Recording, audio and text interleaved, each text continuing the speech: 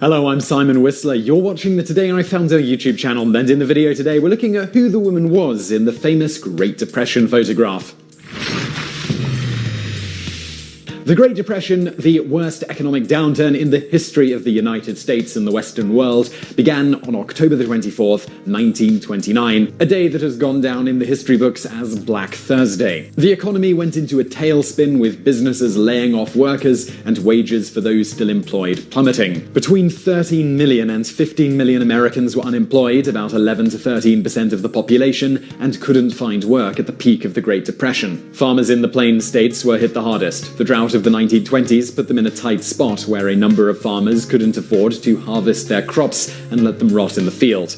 The drought ultimately led to the Dust Bowl, massive dust storms that further hit American farms hard. While 75% of farmers remained on their farms, a massive portion of the farming population abandoned them due to the Dust Bowl or because banks foreclosed on their land.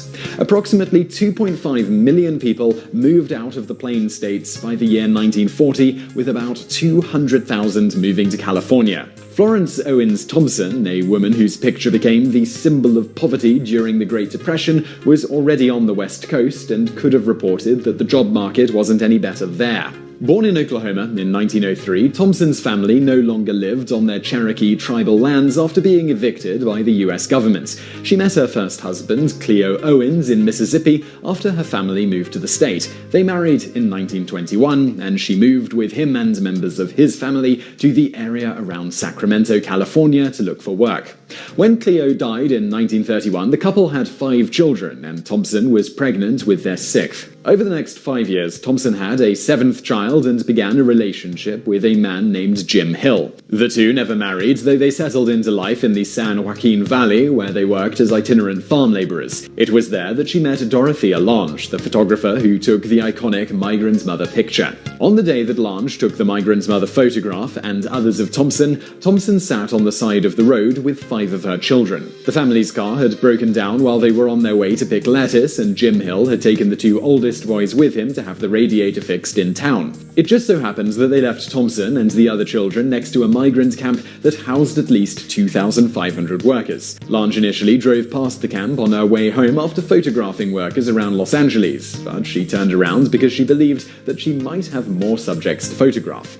She convinced a reluctant Thompson to sit for 6 pictures that day, including the migrant mother. She left after asking Thompson's age and how many children she had in her family. By the time that Migrant Mother was published in the newspaper and the government sent food to that worker camp as a result, Florence Owens Thompson and her family had already moved on. They learned about the photograph when one of her sons brought home a copy of the newspaper with her picture in it from his paper route. According to one of the Thompsons' daughters, who gave an interview after her mother's death, the family wasn't happy about the Migrant Mother photograph. "We were ashamed of it. We didn't want no one to know who we were." Thompson didn't publicly identify herself as the Migrant Mother for almost 40 years. She spent that time quietly working, growing her family, and marrying a man named George Thompson. NBC's Bob Dodson tracked down Thompson to a trailer park near Modesto, California in 1979. For the first time, she spoke on television about the photograph and Dorothea Lange. When the picture was taken, she claimed that Lange assured her the picture would never be published. She also said that Lange promised to send her a copy, and she never did. She also stated that Lange made up many of the details of Thompson's predicament, such as that the family had sold the tires on the car to buy food.